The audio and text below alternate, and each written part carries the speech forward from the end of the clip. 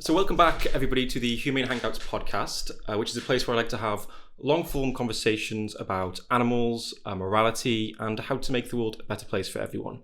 Today, I'm joined by David Pearce, who is a philosopher with some very interesting and perhaps radical ideas. With Nick Bostrom, he co-founded the World Transhumanist Association, which is now known as Humanity Plus. David talks quite a lot about the far future and how one day technology might allow us to dramatically change the human experience. But he doesn't stop there. He's perhaps most well known for his internet manifesto, The Hedonistic Imperative, in which he argues that there is a strong ethical imperative for humans to work towards the abolition of suffering in all sentient life. So David, it's great to have you here. Thanks for joining me today. Thank you, Jack. Very good to be with you. I heard that you are a third-generation vegetarian. Yes, all four of my grandparents, three of my eight great-grandparents were vegetarian. Yes, quite exotic. My maternal grandmother became vegetarian at the age of 10 when she learned that the family rabbit was destined for the pot. Yes, very poor family from the slums of Manchester. My paternal grandmother was an anthroposophist. She converted from Zoroastrianism to anthroposophy in 1930 and became a vegetarian. My father, Quaker, mother belonged to Order of the Cross, who worship God the Father Mother, very non-sexist. So I was brought up with very strong sense of right and wrong, compassion for all sentient beings. Yeah. As I was saying to you before we started recording, I come from a long line of butchers and slaughterhouse workers, so we have interesting contrasting backgrounds here. But you've transcended your mere vegetarian ancestors and become vegan. So what compelled you to do so? A case of logical consistency. When I was a kid, being vegetarian was radical, but a lot has happened since then. What arguments do you usually use for veganism? Essentially, non-human animals are akin to small children. They are as sentient and demonstrably as sapient in the case of pigs, cows, and sheep, and so forth. And just as we recognise we have a duty to care for infants and toddlers, likewise, I think we have a duty not simply to refrain from harming non-human animals, but actively to help them. And before we can even consider tackling the problem of wild animal suffering, we need to stop systematically harming sentient beings in factory farms and slaughterhouses. Mm-hmm. I think a lot of people will hear the comparison to human toddlers and feel like intuitively that this can't be so. This can't be the case. I guess one argument that probably comes forward is that the human child will grow into a more rational and an intelligent and sentient adult person. How would you respond to that? Essentially, some children tragically born with a progressive disease and they won't live to celebrate their third birthday. And we recognise that anyone born with such a disease deserves more love and care and compassion, not less. Essentially, we value infants, toddlers for who they are, not for what they may or may not become. And it's exactly the same with non-human animals too, that we have an obligation to care for them, that the vulnerable deserve more love and care, not less. Essentially, intuitions cannot be trusted.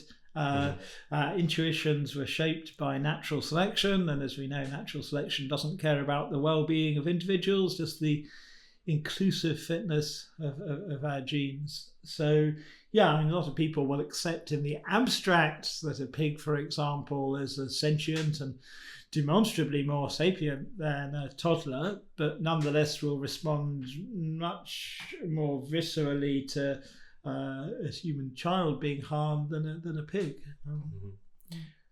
Would it be fair to say that the majority of your work has been on, or what you're most well known for perhaps, would be transhumanism and the Abolitionist project? Yes. One needs to...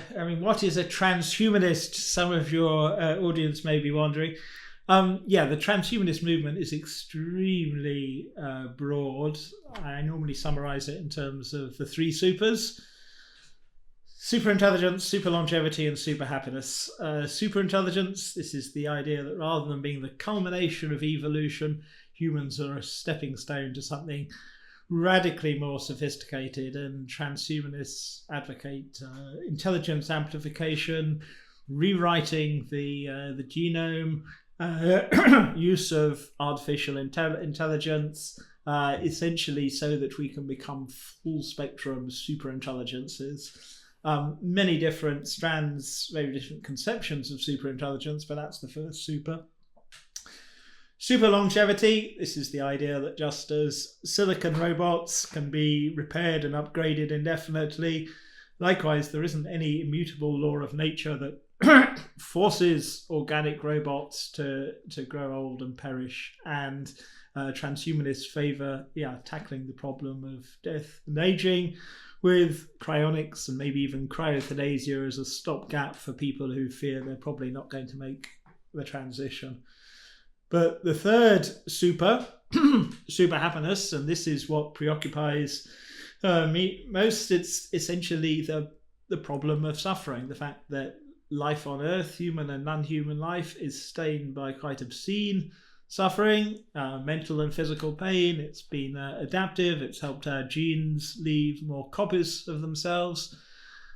Traditionally, many utopians, religious figures have dreamed of a world without suffering. It's central to Buddhism, but what transhumanists focus on is technical solutions to the problem of suffering.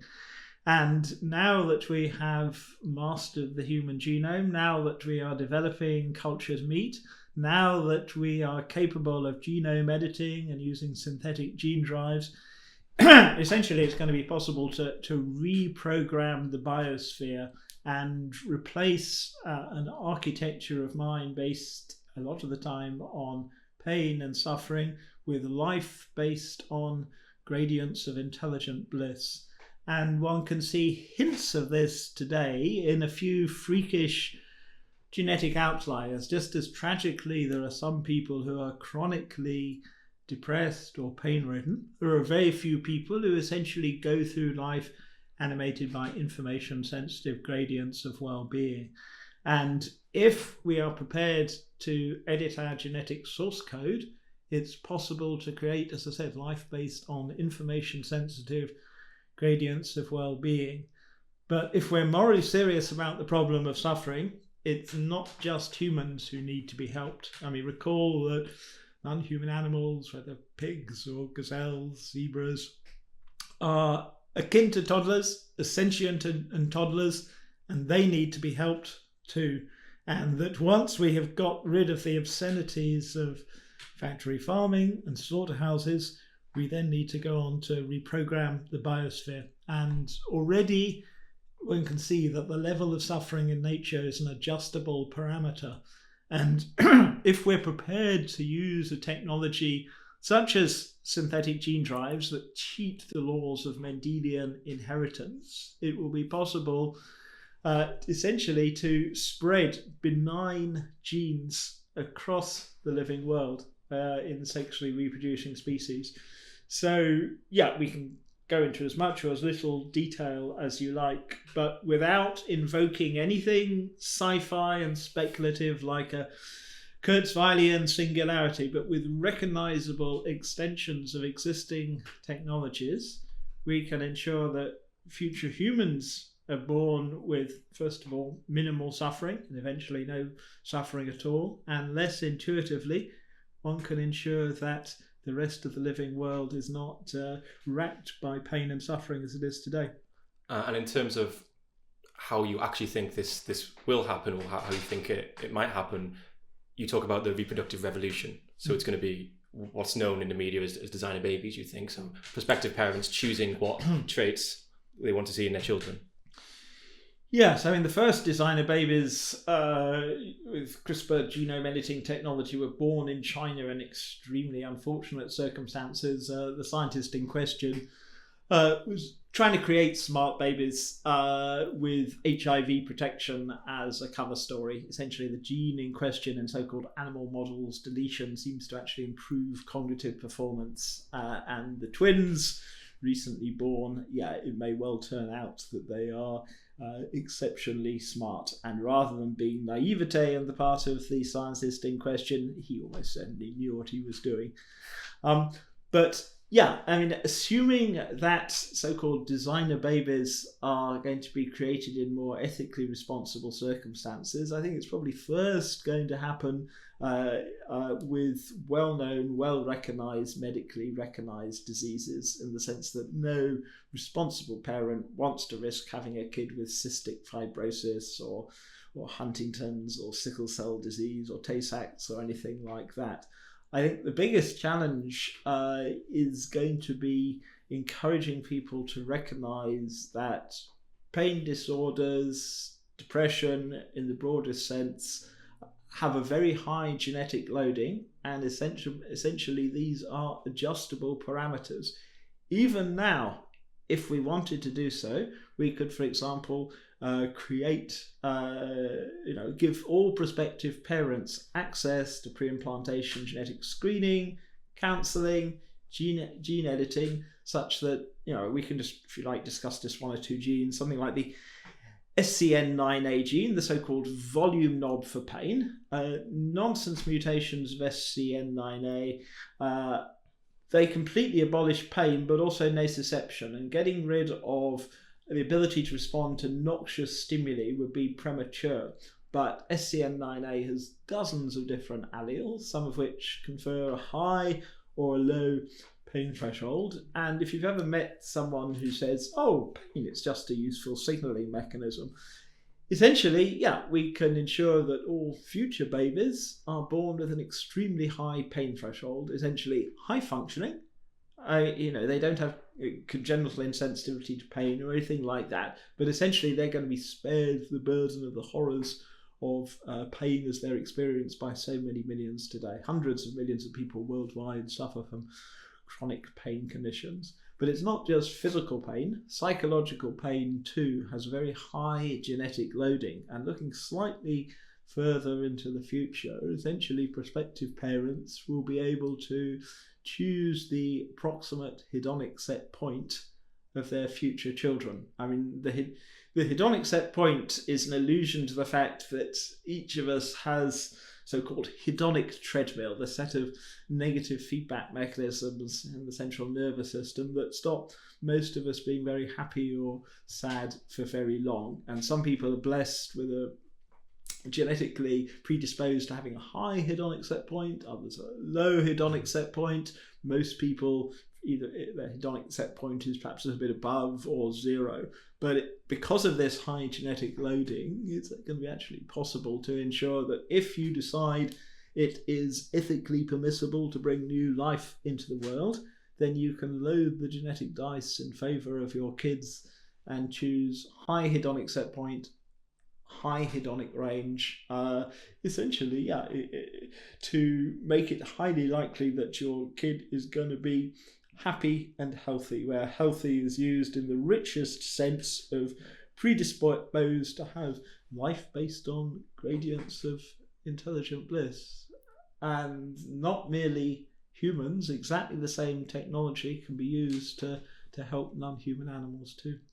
So in our current bodies created by selfish genes, you can't envisage any environment we could be in where we wouldn't experience unpleasant experiences. Essentially, evolution didn't design us to be happy. Other things being equal, being discontented a lot of the time is good for our genes, even if it's bad for us. And therefore, even in an environmental utopia, even in, let's say, a civilized, let's say, Scandinavian-like society where essentially everyone has access to decent accommodation, minimum income, free healthcare, and so on, sadly, tragically, a lot of people are going to be unhappy a lot of the time, ranging from jealousy, depression, existential angst. if we're going to tackle the problem of suffering, if we're ethically serious, we need social, economic, political, environmental reform, all the whole package of stuff, together with editing our genetic source code. And a lot of people are uncomfortable with the notion of editing the genome, but if we're not actually prepared to tackle the biological genetic roots of the problem, then pain, suffering will continue indefinitely. It seems reasonable to suggest that the public perception of such technology like genetic engineering could be the biggest barrier. So, even if we have the technology available in the future, but you're saying a lot of the technology we already kind of are developing it now, the public perception may be what gets in the way. If you think about how the public react so negatively to things like vaccinations or GMOs in food production, why are you so optimistic that genetic engineering will be used when it has far worse historical baggage than the likes of GMOs? And of course, one needs to be cautious here. I could be completely wrong, but let's, most people, I would guess most people, they may be uncomfortable with the idea of remediation, but I would guess that most people would accept the idea that we can use pre-implantation, genetic screening, counselling and so forth to prevent the well-recognised genetic diseases that most, not all, but most people are accepting of the notion of remediation. And rather than what I would love to see as some kind of ambitious global species project to eliminate suffering and create life based on gradients of superhuman bliss, much more realistic is a long, slow process couched in the language of remediation rather than enhancement. But it's worth bearing in mind the World Health Organization definition of good health. It's set as laid out in its founding constitution of 1948, and it's recently been reaffirmed. Health is a state of complete physical, social, emotional well-being. Now, if you think about this, this is an extraordinarily radical definition of health. By this definition of health, arguably no one in history has yet been healthy. And rather than pitching a message in terms of some madcap transhumanist vision to become post-human, I think it's probably most fruitful to urge the World Health Organization to live up to its responsibilities as set out in its founding constitution, that we need a kind of Greta Thunberg, apologies for mispronouncing her name, to urge the WHO to take steps to ensure good health for all is accessible. And the only way to achieve good health for all, as set out in its founding constitution, is some kind of biohappiness revolution, tackling the biological genetic roots of suffering. Despite being a negative utilitarian, you do talk a lot about super happiness, which is kind of nice and positive. Why is that? Why did you go further? If one talks exclusively about pain and misery and suffering, a lot of people switch off. If one acknowledges that one is a negative utilitarian, a negative utilitarian is someone who thinks our overriding moral obligation is to prevent, minimize, and mitigate suffering. But if one talks exclusively about pain and suffering, then a lot of people switch off. But if one is a compassionate-minded negative utilitarian, essentially negative utilitarians want to abolish even the faintest sense of disappointment and anticlimax. So if the idea that you're never going to live in a world where all your dreams come true and that you won't be able to enjoy a glorious future causes you the slightest hint of disappointment, then other things being equal, any policy that threatens your vision of the good life isn't negative utilitarian. Now, personally as a negative utilitarian, I think once we have eliminated involuntary pain and suffering, and once we have got rid of all experience below hedonic zero, that our moral duties in the strict sense will have been discharged. But we don't need to stop there. I said mastery of our reward circuitry and the pleasure-pain axis will enable us to create life based on gradients of superhuman bliss. And yeah, even though I'm a deep-dyed pessimist by temperament, for quite technical reasons, I think that mastery of the pleasure-pain axis is likely to lead to a super civilization that enjoys a hedonic range that is orders of magnitude richer than anything even physiologically possible today. I'm not convinced it's morally urgent to create such a regime. I think, it's a cool idea, but not morally urgent in the way that getting rid of suffering is. But just as physicists speculate about the far future, if we look, thousand or more years hence, I don't think post-humans will be occupying the hedonic range that we do. If, conventionally speaking, if our hedonic range is -10 to 0 to +10, it would be possible to create a hedonic range of, let's say, +10 to +30, or even, ultimately, this is looking much further to the future, a civilization with a hedonic range of +90 to a +100. Now, you might wonder why this focus on hedonic range, but essentially, even though it's a mouthful talking about information-sensitive gradients of well-being is critical, because in order to retain social responsibility, critical insights, intellectual progress, it's vital to preserve the ability to respond intelligently, adaptively to stimuli. When you talk about superhuman bliss, I guess we're talking about experiences that are outside the realm of what we're familiar with.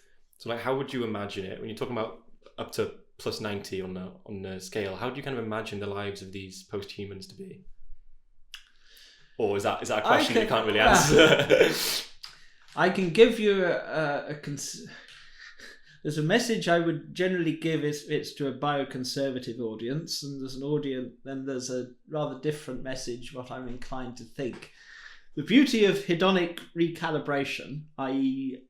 raising people's hedonic set points and hedonic range, is that it doesn't involve them giving up their core values and preferences, and that if your hedonic set point and hedonic range were tweaked such that tomorrow morning you just woke up in a fantastically good mood, essentially your core values and preferences could be retained. Everything from your favourite football club to your political allegiances to your personal relationships and so forth. There's no reason to be scared of hedonic uplift. In that sense, it circumvents all these seemingly logically irreconcilable dilemmas of Darwinian life, because notoriously as social primates, so many of our preferences are conflicting. To use a trivial example, football supporters, only one team can win the cup. Only one person can be world chess champion. Essentially, most people's preferences are doomed to frustration.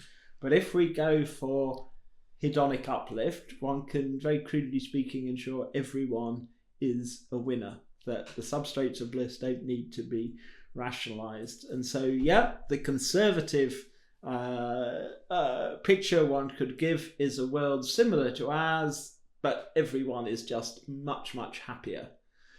In practice, what do I think a civilization of this kind of a +90 to a +100? I suspect they will be enjoying modes of being in state spaces of consciousness that are completely inconceivable to us. That just as waking consciousness is different from dreaming consciousness, there are billions, trillions of state spaces of consciousness that are partly to very, very limited extent accessible today via something like psychedelics, but I don't think one can responsibly urge the use of psychedelics for most people today, because the possibility of so-called bad trips. But in a world of invincible well-being, where we have eradicated the molecular signature of experience below hedonic zero, then essentially,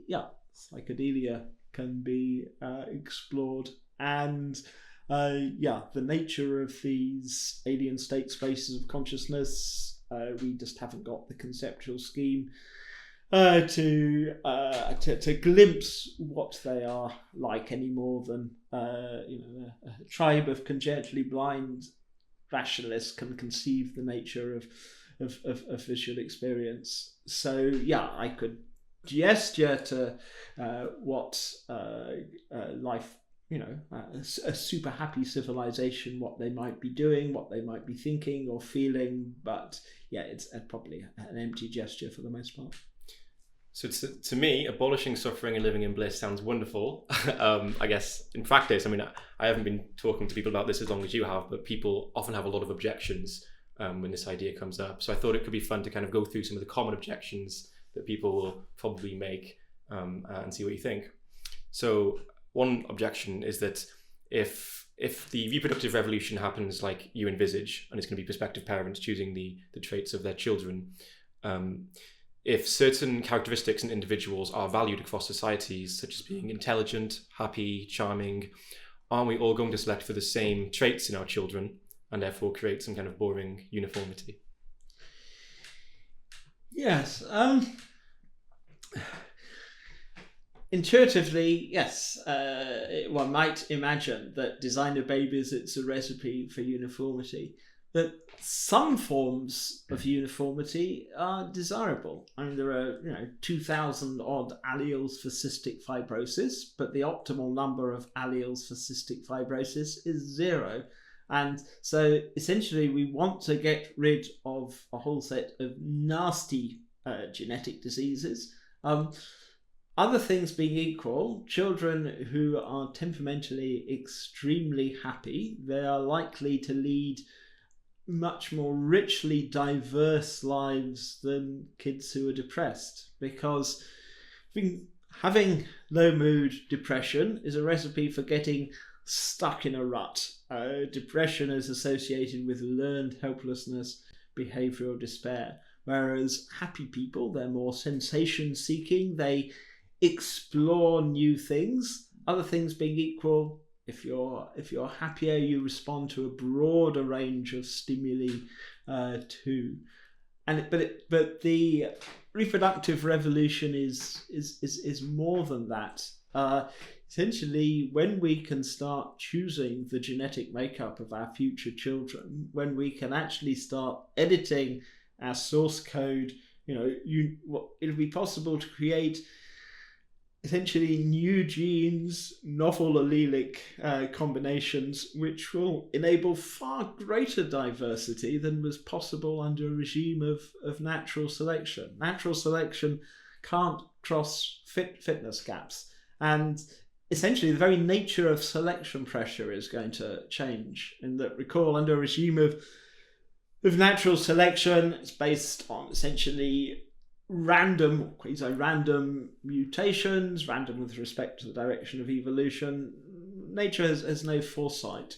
But when prospective parents actually choosing the genetic makeup of their kids in anticipation of the likely psychological and behavioral consequences, the actual nature of selection pressure changes too.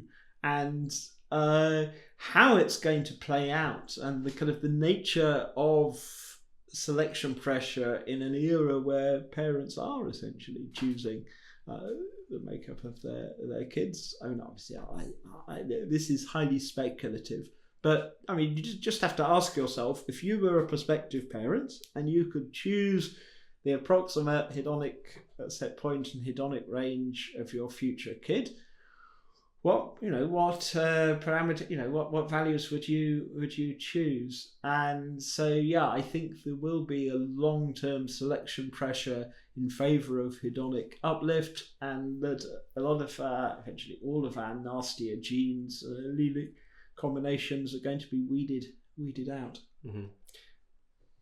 Another common objection that I hear a lot, and I guess it's quite intuitive, is that we need suffering to be able to appreciate the good times.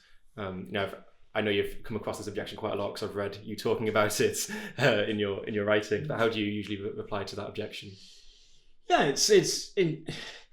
it's intuitively obvious, but essentially, sadly, tragically, one just has to consider the nature of life for people who suffer chronic pain and depression. That typically some of their days are worse or better than others, but they never actually get the opportunity to experience life above hedonic zero. In some cases, they can't imagine what happiness in the full-blooded sense even means.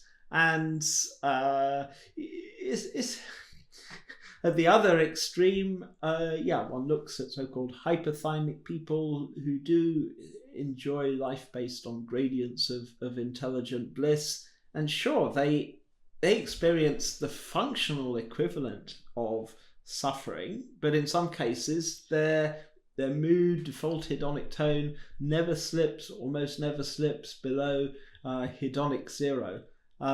It's essentially, even though it can undermine people's rationalizations for the existing of suffering, it is technically optional. Life doesn't have to be that way. I mean, the other rather earthy example one can give is lovemaking, that has its peaks and troughs, but nonetheless, between two sensitive lovers is generically enjoyable. Now, one could say that the dips are functionally analogous to suffering, but it's not suffering, that just lovemaking is generically enjoyable. And the same is true, in principle at any rate, with all life's other pleasures, including the most cerebral and refined and highbrow.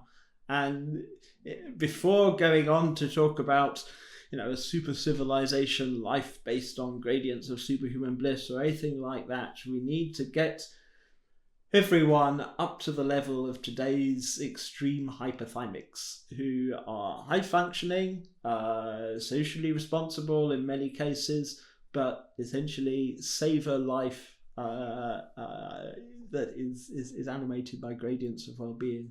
How would you respond when people say that messing around with our genetic engineering, it sounds like a very dangerous experiment and therefore we shouldn't be doing it? Well, deciding to have a child is an extremely dangerous experiment. One is creating a new being who will have an opioid addiction, endogenous opioids. Essentially, evolution has engineered us all to be dependent on endogenous opioids. You're creating a kid who will have this terrible genetic disorder, aging, which directly or indirectly will kill the victim.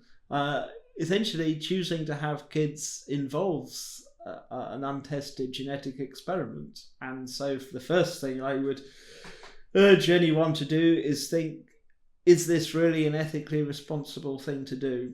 But assuming that one is determined to go ahead and have children, then I think one has an obligation to experiment responsibly. And the way to experiment responsibly is to ensure that one's kid has the most favourable set of genetic opportunities. And that includes not just the obvious of not having or being predisposed to the well-known physical genetic diseases, but also to have high pain threshold, very high hedonic set point. Right. It seems that if we could accurately choose the genetics of our children and we understood the outcomes that this would produce, then it seems like far more of a gamble and far more of a dangerous experiment to reproduce naturally. Yeah, so it's this sense of what is and isn't natural, and a lot of people listening will be thinking, well, it's just in this visceral level, it's not natural, but one only needs just to look around at one's environment. How much of one's living environment is natural? It's very unnatural by the standards of naked apes, primitive hunter-gatherers. Wearing clothes is unnatural. The trappings of civilization as we understand it. iPhones, iPads, personal computers, this whole infrastructure of civilization. Yeah, it's not what primitive humans were designed for, so to speak, by natural selection. But yeah, overcoming status quo bias is going to be a huge challenge. I mean, one way, though, to overcome status quo bias is to invert it and just ask people, well, look, imagine if we were to encounter an advanced civilization that has eliminated pain and suffering. And in this advanced civilization, all new aliens, extraterrestrials are born by pre-implantation screening, counseling, gene editing. And within this advanced civilization, herbivores graze peacefully in their wildlife parks. And essentially, by asking people who do think we should conserve pain, suffering, predation, and so forth, would they urge the extraterrestrials to recreate ancient horrors? It seems faintly absurd. And I suspect any advanced civilization who did hear this conservative message that we should be conserving involuntary pain and suffering and predation and disease and all the horrors of Darwinian life, they would think of advocates of our status quo as being in the grip of some kind of depressive psychosis. Yeah. Another objection you've probably heard before is that the reproductive revolution you talk of is surely it's only going to be available to the very wealthy and therefore create more inequality in our societies. Yeah, I mean, this is intuitively quite a compelling objection. But the beauty of any information-based technology is that the price trends inexorably to zero. And essentially one looks at the price of something like genome sequencing. Sequencing the first genome cost in excess of $1 billion, whereas the price has now collapsed to something like $100 or so. And essentially all prospective parents worldwide will be able to afford something like pre-implantation screening, counselling. It's going to be extremely cost effective too. And essentially the substrates of well-being don't need to be rationed. And one needs to ask what can and can't be digitized. Anything that can be digitized essentially isn't going to be rationed. And sure, only the very wealthy can ever afford to own old masters or expensive beachfront properties. But in the case of access to the information needed to create happy, healthy kids, no, the price is already collapsing, and the obstacles, I think, are going to be ethical, ideological. Mm-hmm. How do you respond to the objection that suffering is a necessary function to help us survive? I know you've touched on this before, but if we look at pain, for instance, it's a signal that enables us to remain out of harm.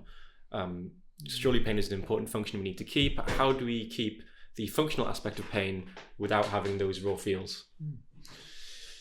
Well, if one looks at the revolution in AI and robotics, one sees how silicon, mastermind robots and so forth, can, something like AlphaDog, for example, can be programmed or trained up to avoid noxious stimuli without the nasty raw feels of pain and suffering. And what we should be aiming for is to preserve the functionality of nociception and preserve the functionality of certain forms of mental, psychological pain without the nasty raw feels. Response here is, I think a lot of people would say, well, I don't want to become a cyborg. Yes, it would be possible to fit people out with, for example, neuroprostheses, so that they withdrew their hand from the stove or the fire so they didn't bodily harm themselves without the ghastly raw feels of pain. Neuroprostheses are certainly a long-term option, but the alternative, at least as a stopgap, is to ensure that all future people, and if we're prepared to use somatic gene therapy, even the existing people, have benign versions of pain processing genes. We've mentioned the SCN9A gene, the so-called volume knob for pain. There are others too, but essentially one can choose benign pain processing genes so that pain is still sufficiently unpleasant for its computational functional role to be maintained, but doesn't have the sheer ghastliness of pain as it exists for many people today. Now, there are clearly many potential pitfalls here that I've no intention of glossing over, but we're taking it as read that parents are going to continue to want their little genetic experiments, and so cautiously, incrementally, we can essentially they're not mutually exclusive, these strategies of neuroprostheses and genome editing. They can be combined. Ultimately, as I said, I would hope that we can get rid of all experience below hedonic zero, but let's at least make sure that future kids are born with the kind of benign genomes enjoyed by the luckiest 0.1, let's say, percent of kids born today. Mm-hmm. So you think we can keep the functional aspect of suffering without the raw feels? I think an example that it might have been you that I've read before was the idea of a computer playing chess, and whether or not the computer would play better if they felt anxiety when they were in check. Yeah, it's essentially Deep Blue would not play better chess if it experienced anxiety or depression or anything like that. And yeah, sure, you can have a neurochip that enables you to outperform any human player, and that's one option. But yeah, whereas today losing at chess against a human opponent can cause suffering. If we recalibrate the hedonic treadmill, then losing can merely induce diminished well-being, but not diminished well-being that ever falls below hedonic zero. Yeah. So we talked before a little bit about the practical issue of public perception and how that could be the biggest barrier. I suppose it's not just that people see it as unnatural, but we can look throughout history and see sinister efforts to control the genetics of populations in the past with disastrous effects. Yes, one only has to look at the horrors of 20th century history, because the eugenic movement, which started off with the best possible motives, led to the horrors of the Third Reich. Now, clearly, eugenics as practiced under the Third Reich wasn't designed to create the well-being of all sentients. On the contrary, the so-called euthanasia program was designed to improve the notional health of the Aryan race. And I think before embarking on anything like a program of biological genetic uplift, we need to be clear what our values are.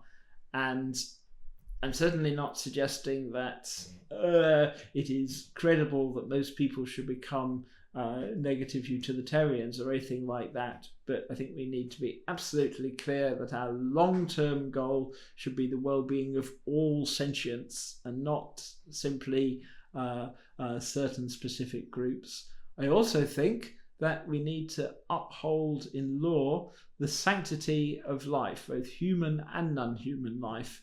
Now, this might seem a little bizarre for a negative utilitarian to be speaking about the sanctity of life, but I would see this as absolutely critical instrumentally, that humans simply can't be trusted. And whether we're thinking of safeguards in the case of something like euthanasia for adults today, as I said, I would see a whole raft of what naively are unutilitarian measures need to be in place before one can introduce anything like that. I have this intuition. We've already talked about how our intuitions can be flawed, but I guess I have this intuition that people who experience life pain may be more empathetic towards the pain of others. I guess it could be the opposite case. It could be that people who are happier and aren't dealing with their own problems have more time and energy to devote to others. But is that a concern you have? That say if we were to alleviate the suffering of human beings, abolish suffering, and we hadn't dealt with non-human animals in the wild, then perhaps we may be less likely to. Yes, I mean, it is a concern, and one can consider something like MDMA or ecstasy, so-called empathetic euphoriants like ecstasy or MDMA, induces both euphoria and an unnatural degree of compassion. It's a hug drug, and yeah, people loved up on MDMA have a tremendous sense of empathy and compassion for everyone they encounter. Now, sadly, it's not possible to urge mass responsible use of MDMA itself. It's potentially neurotoxic. There are all kinds of potential side effects to consider there too. But there is nothing inconsistent with being both more empathetic and being essentially to have a much higher default hedonic set point. Having said that, I can actually, there is a tension between being too empathetic. How should we best put this? That, yeah, if one could even glimpse a fraction of the suffering of this world, one would go completely psychotic. What is the optimal level of compassion, empathy to feel? I'm not sure. But yeah, to build a better world, yeah, for some people one might urge them to be more empathetic, but it's not just empathy. For other people, one would urge them to systematize their compassion. How do you respond to people who would suggest that speculating about such far future things isn't practical when there's so much suffering today? I've got a lot of sympathy with that view. For example, speculating about a future in which we decide to minimize and then abolish suffering in nature seems faintly absurd when we are systematically harming non-human animals and factory farms and slaughterhouses today. And so, yeah, before even contemplating interventions to tackle wild animal suffering, we need to get factory farms and slaughterhouses shut. And I very much respect people who devote their kind of working lives essentially to getting factory farms and slaughterhouses shut. So why even explore scenarios such as a pan-species welfare state now? I think it's important to do so because otherwise activists likely to waste a lot of their time, energy, financial resources in doing things that are counterproductive. Initiatives like rewilding or captive breeding programs for big cats and so forth, which will actually likely to lead to more suffering in the long run. But more generally, though, I think long-term planning is good. That, we should be planning for the cultured meat revolution and getting factory farms and slaughterhouses shut. But we also should be looking ahead to a world in which sentient beings aren't harming each other, in which we are using cross-species fertility regulation, via immunocontraception, tunable gene drives, and so on. Essentially extending the principles of the welfare state to the rest of the living world. So, short-term, medium, and long-term planning is good. If this were simply utopian dreaming, I don't think one should be so interested in it. But these technologies that we've touched on, kind of CRISPR genome editing, gene drives, they're available today. In principle, it's going to be prudent, responsible to urge pilot studies in self-contained mini biospheres and so forth. But even though I don't think it's going to happen, 100-year global project to eliminate suffering would be technically feasible. It's sociologically unrealistic, but we're not talking about thousands or millions of years or anything. The technology is becoming available. Yeah, I think another point in favour of having some people working and having some focus on wild animal suffering is just to think of the scale of the issue, I suppose. I mean, even if we were to abolish suffering in humans and abolish animal farms and slaughterhouses, the vast majority of minds are still in nature. But it does seem to be a challenge. There seems to be a lot of forces at play preventing people from really seeing or caring about the suffering of wild animals.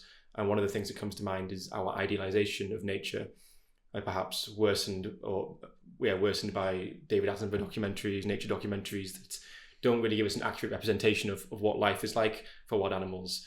I guess it doesn't make good TV to show animals slowly dying of thirst or asphyxiation. But what do you think are some other potential reasons why people are often resistant to the message of helping wild animals, which seems so obviously good when I say it like that? Well, we have this romanticized conception of predators, for example, lions, tigers. I mean, if one speaks of lionizing someone, one isn't thinking of the terrible things lions do, as asphyxiating, terrorizing, killing other sentient beings. One is instead, idealizing what is essentially a predator that hurts, harms, and kills other sentient beings. And one needs to tread very carefully with people's sensibilities here, and that if people think that you want to get rid of so-called charismatic megafauna, they are typically aghast. And yes, many people think that a world without members of the cat family would be awful. I mean, essentially, my personal feelings, I stress my personal feelings, I can imagine what it's like to be a mouse or a zebra, and therefore when I see a cat, when I see a member of the cat family, I essentially imagine what it is like to be terrorized or to be asphyxiated. Most people don't have this aesthetic response. And so rather than saying that one wants to abolish or allow to go extinct members of the so-called charismatic megafauna that are predators, instead, one can stress how it's going to be possible genetically to tweak predators so that they don't cause harm. One can start with something like catnip-laced cultured meat or mincemeat or something like that. But in the longer run, it's going to be possible to tweak the genomes of existing predatory species so they don't cause harm to others.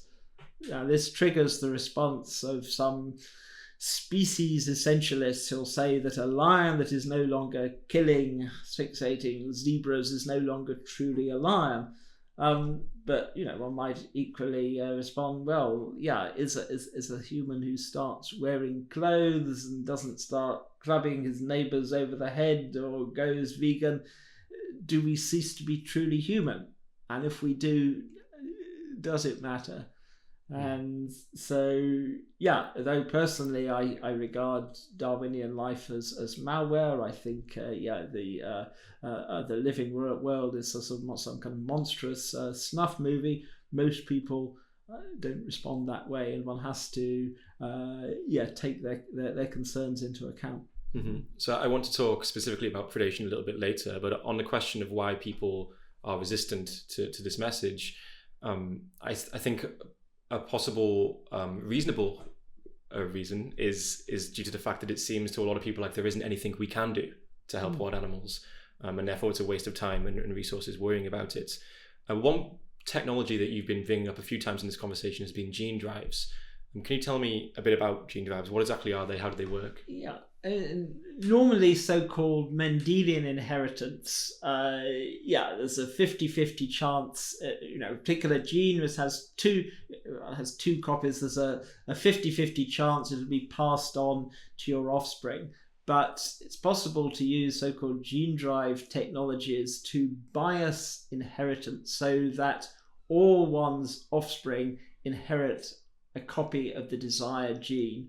And synthetic gene drives are going to be used initially probably to defeat vector-borne disease in Africa, something like malaria. If you can ensure all Anopheles mosquitoes actually are male or female, i.e. biased inheritance, one can drive the Anopheles mosquito extinct and thereby defeat malaria. There's been some debate around that though, right? Even though this technology would save millions of human lives, there's been debate about whether we should use it and interfere in ecosystems, which makes me kind of feel pessimistic about the idea of one day using this technology to help non-human animals. Yes, it's predicting, kind of what will the sociology be like 150 years time is much more speculative. Right. It seems that perhaps the takeaway from this talk of gene drives is that even today in 2021 we're getting some powerful tools, and whether or not we use this specific tool remains to be seen. But it illustrates that we shouldn't be so quick to conclude that there is nothing we can do to help out wild animals, and there never will be. Yeah, unfortunately, most of the obvious interventions one can contemplate today that would to help wild animals can easily make the problem worse. One imagines feeding starving herbivores in winter, but the effect of feeding starving herbivores will lead to a population explosion, which leads to mass starvation and more food for predators, and the predators then increase in numbers and terrorize even more herbivores. And one needs a coordinated strategy. But if, and it's a big if, one can win a global consensus for something like the peaceable kingdom of Isaiah, or the Buddhist vision, recall Buddha, may all that have life be delivered from suffering. If there is broad consensus that we should have a living world with minimal suffering, then one can actually spell out the technologies by which it occurs. Absolutely critical, fertility regulation, not just for individual species, but across species. And this is feasible via immunocontraception in the case of, for example, large terrestrial vertebrates, tunable synthetic gene drives in the case of smaller creatures. So this combination of strategies. But first of all, one needs to lay the ethical groundwork. Okay, so I want to talk to you about predation. I think it's what people first think about when they consider wild animal suffering. And I often receive comments from people sort of trying to debunk the arguments for helping wild animals by pointing to predation and saying, there's nothing we can reasonably do to stop animals from eating each other. It's worth noting that so many people do act as if predation is the only source of wild animal suffering, but there are many other forms of suffering in nature, such as hunger and disease. So even if it was the case that there was nothing we could do about predation, that wouldn't mean that there's nothing we could do to reduce wild animal suffering. Another point I want to quickly make is that acknowledging the problem of predation isn't to say that predators are morally culpable for the suffering they cause. But as you say in one of your texts, the fact that the cat has no malice is of no comfort to the tormented mouse. So the point is, I guess, to say that predation is a problem isn't to say that we're blaming the carnivore for the suffering of the zebra. And just as when a rock falls down and breaks someone's leg, it doesn't make sense to hold the rock accountable, but we would still say we'd rather that the person didn't break their leg. I think a good place to start could be to highlight the difference in how we perceive human deaths from predation and non-human deaths from predation. Is this something you've thought about before? Yes. If one is talking about predators and people assume one is talking about humans who harm or abuse the vulnerable, let's say, toddlers or small children, most people, essentially they think that we should focus on the interests of the victims. But if they suddenly realize that one is talking actually about unhuman animals in nature, there's this kind of logical somersault, and instead of thinking of predators as taking advantage of the vulnerable, we celebrate their strength and nobility. But I think it needs to be stressed that, of course, members of predatory species are not malevolent. They don't understand the implications of what they're doing. It's just as akin to humans playing a video game. And a world in which we do decide to phase out predation will actually help members of today's predatory species, because most predators a lot of the time are ravenously hungry. Most of their offspring starve. And it's not a case of choosing herbivores versus carnivores. Essentially, if we are prepared to engage in compassionate stewardship of nature, all sentient beings can benefit. And something like absolutely critical is fertility regulation. People used to think that humans, in the 19th century, that Malthusian catastrophe meant that there was no realistic prospect of helping most humans because we were doomed to overpopulation followed by starvation and so forth. But then came family planning. Non-humans can't engage in family planning, but we can do so on their behalf. And a range of tools to control fertility is available, ranging from cross-species fertility regulation to tunable gene drives to stuff like that. But the nettle of predation needs to be grasped. Do we want a living world in which sentient beings hurt, harm, and kill each other?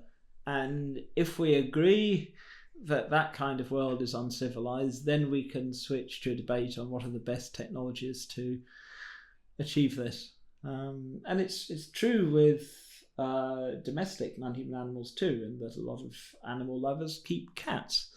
And there's this degree of self-deception involved here. And people are aware of the fact that their cat may sometimes play, inverted commas, with mice, causing a mouse terrible suffering, and do terrible things to birds. And yet people respond at the kind of aesthetic level and appreciate the beauty and elegance of their cat and assure one that their little tittles wouldn't really hurt a fly and it was just an accident and so forth.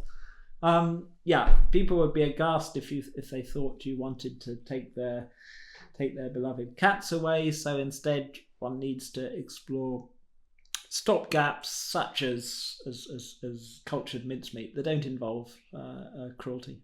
I guess most people aren't really there yet in acknowledging that predation is something that we should try to do something about in the first place. Of course, when humans die from animals, it is very clear that we want to prevent this. I think over 80,000 human deaths from snakes each year. Nobody would argue against preventing that from happening. And what you were saying before about the comparison between a non-human animal and a human infant, if a human infant gets killed by a predator, it's going to be all over the papers. It's going to be in the TV. We see this as a terrible, terrible atrocity. We don't feel people generally don't feel the same way about non-human animals. I guess it's going to seem counterintuitive, I guess, to a lot of people to suggest that these are as bad as each other. I think one way to think about this that illustrates the point we're trying to make is to imagine a hypothetical scenario where a zebra is being eaten alive and a human child is being eaten alive, and you have to switch places with one of them. It seems to me that it doesn't really matter which choice you make in a situation, right? There's no reason to believe that the experience would be less horrible for the zebra. Yes, it's wildlife documentaries, in a sense, have a lot to answer for. This kind of Disneyfied conception of nature is just fundamentally a lie. And even the so-called realism one sometimes sees, it's really a lie too. That essentially so much of nature involves really kind of suffering, slow starvation. Even something like asphyxiation of a zebra in the jaws of a predator. It's equivalent to being waterboarded, as people who have been tortured via waterboarding attest. It is absolutely frightful, and whether we like it or not, power breeds complicity. And one of the reasons why most people don't feel bad about suffering in nature is that they'll think of it as something akin to the second law of thermodynamics, that it's simply the way of the world. And we're starting to see that, well, yeah, maybe we can do something about it, but it seems the idea of intervening and creating a pan-species welfare state still strikes most people as impossibly ambitious. But essentially, the technical barriers will come down, the cost will come down, and eventually it really will become a case of setting kind of levels of acceptable suffering in nature. And once people do start to feel it is a question of choice, I think then there is likely to be an ethical debate. For advocates who want to start talking about wild animal suffering and raising awareness, what do you think should be the focus in our communications? In some cases, I think it's most effective to start with a specific case. I mean, if you ask people in the abstract, do you think we should intervene in nature to prevent wild animal suffering? Most people would probably just respond, no, that's crazy. However, if one is, it's a wildlife documentary, and the trapped baby elephant or whatnot in the mud at a watering hole or something, many people watching the documentary will actually get indignant if the cameraman doesn't intervene. It seems almost kind of wantonly cruel not to help the distressed non-human animal. And so perhaps the first thing to ask people is if you think one should intervene in some of these tragic cases, or simply let nature take its course. And once one has established the basic principle of compassionate intervention, one can perhaps then go on to suggest that our compassion needs to be systematized. I mean, there are other people who are more comfortable with, just debate on abstract principles. Should we systematically assume stewardship of the rest of the living world? But I think probably more people are comfortable with just considering specific instances. It's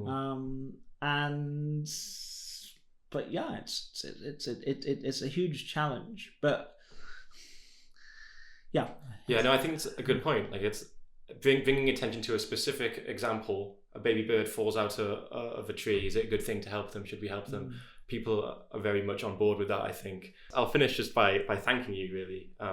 It's been like a pleasure and a privilege to have you on the podcast. And it's kind of amazing that natural selection has produced a sentient being that has so much compassion for all sentient beings. A bit of compassion, but also a systematizing impulse. The average cat lover, I promise, is at least as compassionate as I am, but might not be quite so much of a hyper-systematizer. Also, it'd be nice, have I properly thanked you for what I would like to properly thank, not to spare your blushes and so on. I think that would be fantastic to take the project forward, and I don't know if I can't recall if at any stage I conveyed this.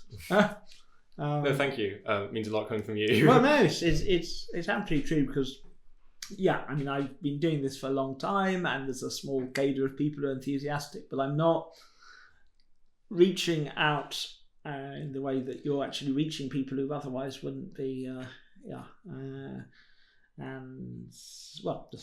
Thanks.